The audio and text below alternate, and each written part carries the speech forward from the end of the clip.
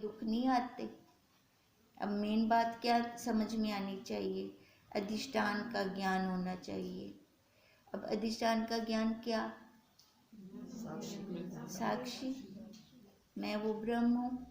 अब यही चाहे सामने परिस्थिति हो चाहे ना हो, चाहे हम संबंधियों के बीच में रह रहे हों, पर जब हमें पूरी समझ होगी तो हमें कोई दुख नहीं लगता। फिर चाहे जैसी मर्जी परिस्थिति हो, आकार है तो परिस्थिति तो आएगी ना, इतना तो हमें पूरी गारंटी है।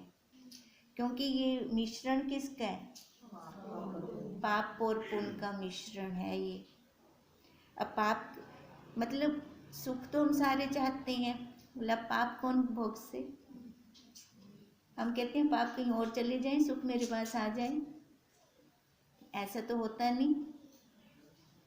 इसलिए हमें कहते हैं हमें समझो, दुख भी आ रहा है तो भी जा रहा है, टिकने वाला नहीं है।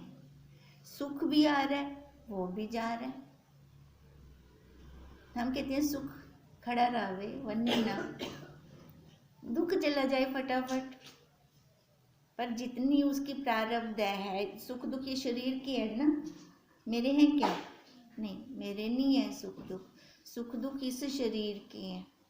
जितनी इसकी प्रारब्ध है, जो हम पहले कर आए वो तो भोगने हैं हमें, पक्की बात है, गारंटी है वो तो, क्योंकि आकार लेके हम बैठे हुए हैं। अब इसलिए 6 अलग अलग शास्त्रकारों ने अपने मत दिए। उनमें से सबसे ज़्यादा, यानी जिसको हम वेदांत बोलते हैं, वेदांत का सिद्धांत ही हमें अपने स्वरूप में टिकाता है, और कोई मत हमें अपने स्वरूप में नहीं टिकाता। तभी हम कहते हैं ना, बहुत अच्छी बात है कि हम शुरू से इस हाथों में आ गए। अगर अपनी समझ तो थी नहीं, हमारे पास 4 वाक का भी है, न्यायिक भी है, शैक्षिक भी है, सांख्य भी है, पूर्व मीमांसा भी है।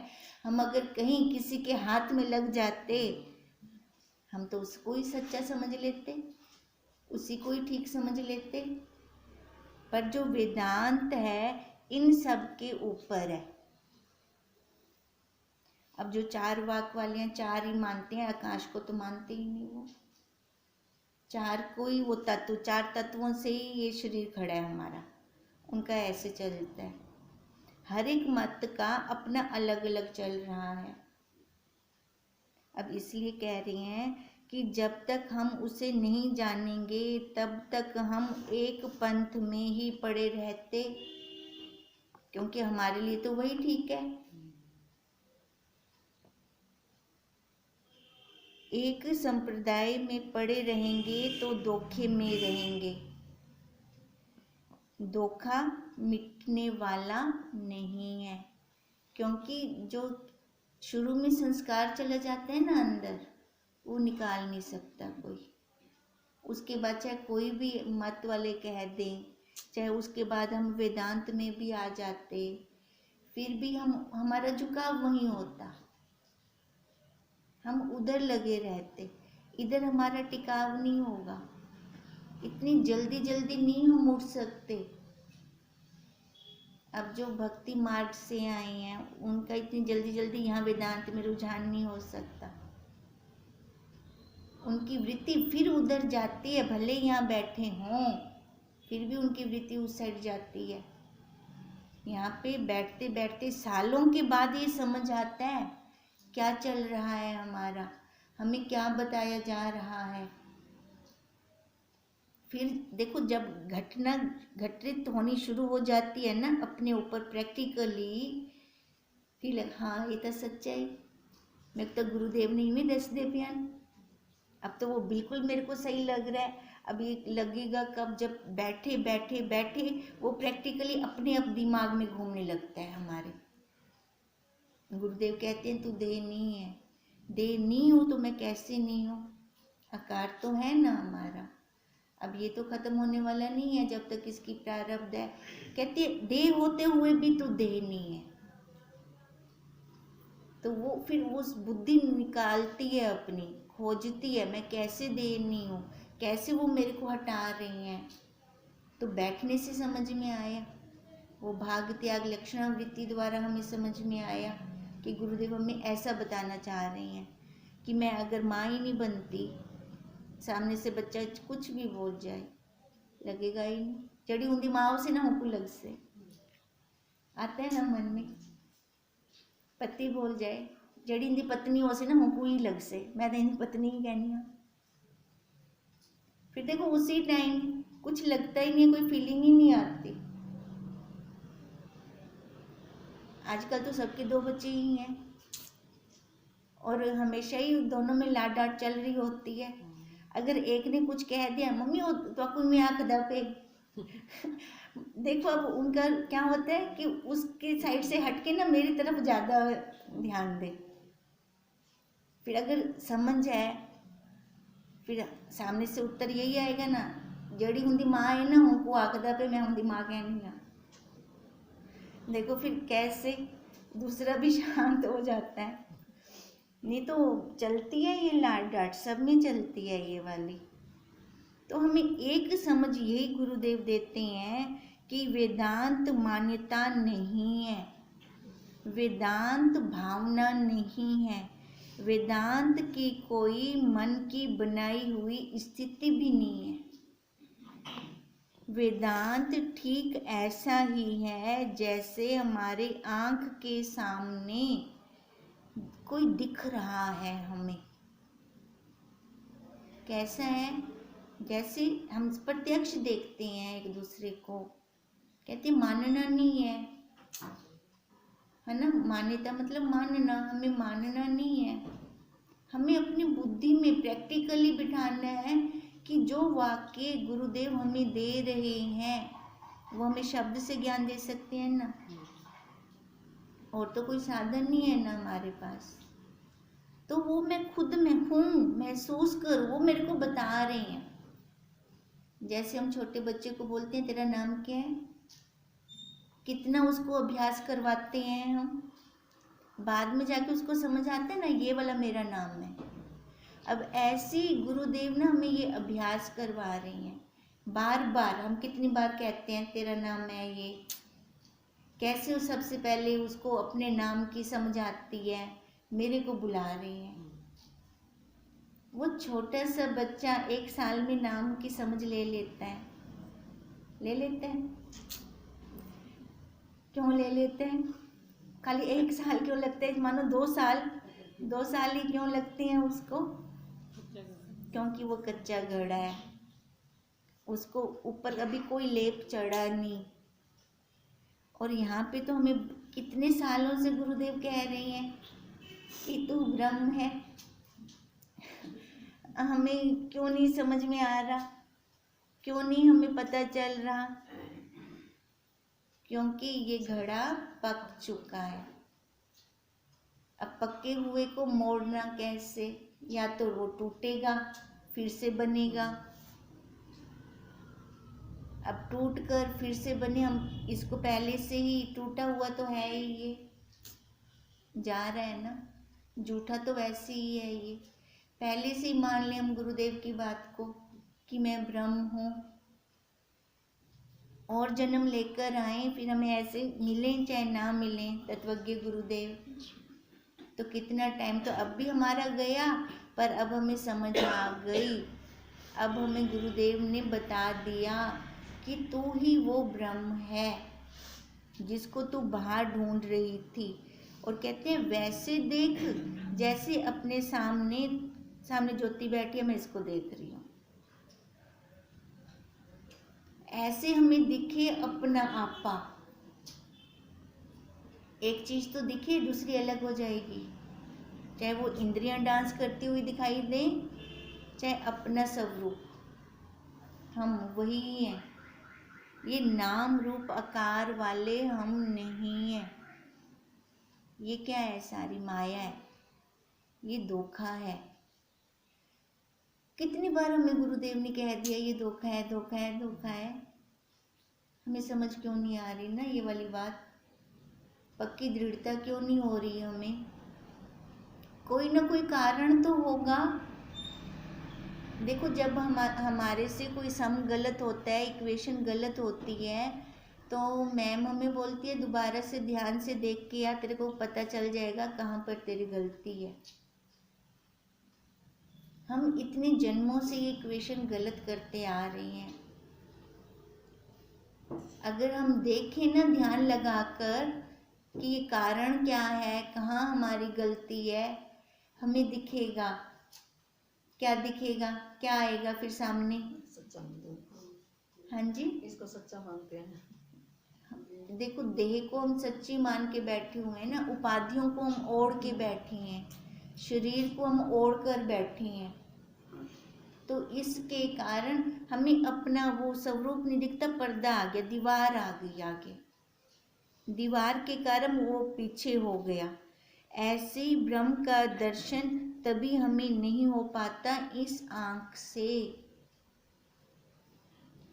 आँख से, मन की आँख से, बाहर वाली आँख से नहीं, मन की आँख से। आँख बंद करके हम उस स्वरूप की अनुभूति लेते हैं, आँख खोलकर नहीं लेते। हमारे संत भी कहते हैं चाहे जितना बड़ा कोई ब्रह्म ज्ञानी क्यों ना हो, चौराहे के ऊपर खड़ा होकर ना वो ज्ञान नहीं ले सकता, क्योंकि जो वृत्ति है ना, मन है ना हमारा, वो पकड़ लेता है किसी न किसी आकार को, आकार के व्यवहार को, तो वहाँ पे हमारा ज्ञान पॉसिबल नहीं होता, चाहे बहुत बड़ा ही शांति क्यों ना हो, ज्ञानी क्यों ना हो। पहले हम अकेले में बैठकर, एकांत में बैठकर इसका अभ्यास करेंगे, अभ्यास करके फिर जाएं जहाँ मर्जी। अभ्यास की बलिहारी है ना, अब भी तो हम जन्म पे जन्म ले रहे हैं, तो ये भी अभ्यास की बलिहारी है। ये जन्म पे जन्म क्यों ले रहे हैं? संसार वाले अभ्यास की बलिहारी है, तभी हम ले रहे हैं। अब अगर ये वाला अभ्यास हो जाए, शुरुआत में तो साधक को, जिज्ञासु को अभ्यास करना पड़ेगा, बाद में जाकर ये स्वभाव बनेगा, फिर हमें उस ब्रह्म के दर्शन होंगे। इसी को ही प्रमाण गम्य हम बोलते हैं। इंद्रियों से तो हम लेते हैं ना प्रमाण, इंद्री, कान इंद्री ने शब्द का दे दिया हमें, रूप ने आंख, है ना, वो तो हम ले रहे हैं सारा। अब ये वाला प्रमाण हम कैसे लें, ये अनुभूति हम कैसे लें? तो उसका एक ही साधन है, बुद्धि कहो मन कहो। तभी कहती हैं बुद्धि हमें बहुत हद तक वहाँ तक छोड़कर आती है। जैसे वो हम कहते हैं ना, वो कौवा जहाँ बैठा है वो वाला घर है, हमारे पहुँचते पहुँचते कौवा उड़ गया, घर तो बता गया ना हमें। ऐसे ही बुद्धि हमें बता जाती है अपने स्वरूप का घर, पर बुद्धि की एंट्री नहीं है अंदर। अगर बुद्धि की भी एंट्री हो गई तो कर्ता आ गया ना, बुद्धि से लिया मैंने उसको, कर्ता आ गया वहाँ पर। जब कर्ता आ गया तो आकार के अंदर है कर्ता, वो दो के अंदर है वो, इसको तो हमने सबसे पहले हटाना है। अब कोई कह दे कि ईश्वर कोई होगा, आत्मा कोई है, ब्रह्म कोई होगा, और जब वेदांत का उपदेश सुनते हैं तब उस पर हम विश्वास कर लेते हैं। किसी ने कह दिया हमें कि ईश्वर कोई है, ब्रह्म कोई है, हमने उसको मान लिया कोई है। कहती है सबसे बड़ी गलती कर लेते हैं हम, हमें मानना है, जानना है, हमें निकालना है। अब ईश्वर कोई है, बाहर है ना ईश्वरता, अब जो बाहर रहेगा, दो हो गया ना, उसने कहा ईश्वर है, देखो उसने कहा, उसके ऊपर अगर श्रद्धा है तो हम मान लेंगे हम, पर वो पक्के वाला नहीं होगा हमारा। अगर वो कह दे कि ईश्वर नहीं है, हमारा वहां पे खत्म हो गया। अगर जिसने कहा कि ईश्वर है और मैंने उसको जान लिया, अच्छे से प्रैक्टिकल कर लिया, अब अगर वो सामने से कह भी रहा है ना ईश्वर नहीं है, तो मैं उसको समझाऊंगी, अरे ना भाई है प्या, तू इनको इवे में देख, देखो मेरे वैसे। तो इसलिए कहते हैं अगर कोई कहता है ईश्वर है, आत्मा है, भगवान है, ब्रह्म है, वहां तक रुकना नहीं है। जब हम देखें कि वो मैं हूं, प्रैक्टिकल किया ना, मैं होने का तो प्रैक्टिकल करना पड़ेगा उसका, तब विश्वास होगा हमें। जैसे वो 10 भाइयों की कहानी थी, 9 तो पार कर रहे हैं सारे, वैसे पार होके एक साइड आ गए। अब वो गिनते हैं तो 9 मिलते हैं उनको, अपने आप को कोई गिनता ही नहीं, सभी रो रहे हैं, एक भाई रह गया, एक भाई रह गया। ये तो कोई आ गया संत, तो उन्होंने देखा, उन्होंने बोला कि 10 हैं, 10 हैं। ये उनको परोक्ष हो गया, भी हेन पे तसल्ली थी भी ऐसा पूरे हेन से 10 हैं पड़े। तो वो बोलते हैं कहाँ हैं 10, कहाँ हैं? जब उन्होंने बोला 10वां तू है, ये हो गया अपरोक्ष ज्ञान। अपरोक्ष मतलब दिखा दिया उन्होंने भी 10वां तू है। अब हमें क्या करना है, हमें सद अपरोक्ष करना है। जब वो खुद काउंटिंग करे और अपने आप को गिने, हाँ भी पहले तो उन्होंने, संत ने बोला ना कि 10वां तू है, अभी भी उन्होंने बोला, अपरोक्ष तो हो गया पर सद अपरोक्ष ना हुआ। अब सद अपरोक्ष कब होगा? जब वो खुद गिनेगा कि 10वां, 9 अलग गिन के 10वां में, तब हुआ सद अपरोक्ष। अब ऐसे उन्होंने हमें परोक्ष ज्ञान करा दिया, आत्मा है, ब्रह्म है भीतर भी बताया कि तुम्हारे भीतर है। वो जब बता दिया कि है, अब ये तो हो गया परोक्ष ज्ञान। फिर जब कहा कि वो तू है, ये हो गया अपरोक्ष ज्ञान।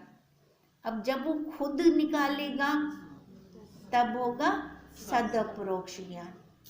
अब जब हम खुद निकालेंगे उसको, परोक्ष भी हो गया, अपरोक्ष भी हो गया, यहाँ तक हमारा काम नहीं बनेगा। जब तक सद अपरोक्ष नहीं होता तब तक ये सारा द्वैत दिखेगा, ये सारा झमेला चलेगा हमारा। दुख है क्योंकि सद अपरोक्ष नहीं हुआ ना, दुख है, अरे वो तो होंगे ही होंगे क्योंकि आकार लेके बैठे हैं, मिश्रण है ना, वो तो आएगा ही आएगा। पर जब सद अपरोक्ष हो जाएगा तो ये दृढ़ता हो जाएगी कि उस ब्रह्म के अंदर दुख नहीं होते, ये तो इसकी प्रारब्ध है। अब मेरे से मेरी प्रारब्ध अलग है ना, अपने से हमारी अपनी प्रारब्ध अलग है। जो चीज अलग होती है तो वो दूसरी होती है। अब दूसरी का दुख मैं लूं चाहे ना लूं, मेरी मर्जी। वैसे भी देखो, किसी के घर हम जाते हैं, डेथ होती है, कुछ होता है, एक्सीडेंट हुआ या कुछ भी हुआ, तो वो दुख हमें कितनी देर तक लगता है? वो वाला थोड़ी देर तक, ज़्यादा देर तो नहीं लगता ना हमें।